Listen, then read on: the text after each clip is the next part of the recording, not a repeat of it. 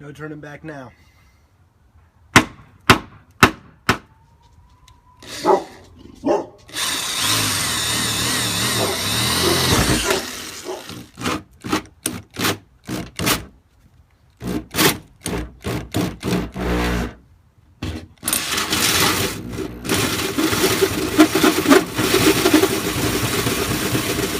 Massive hole.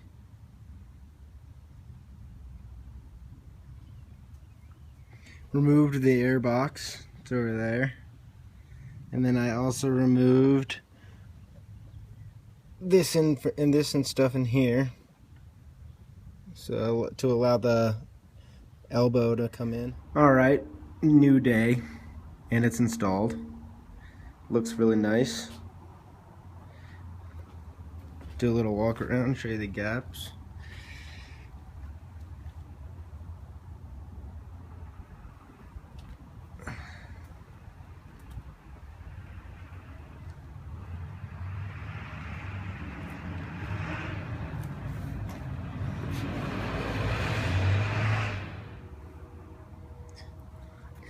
Actually lined up better than I thought.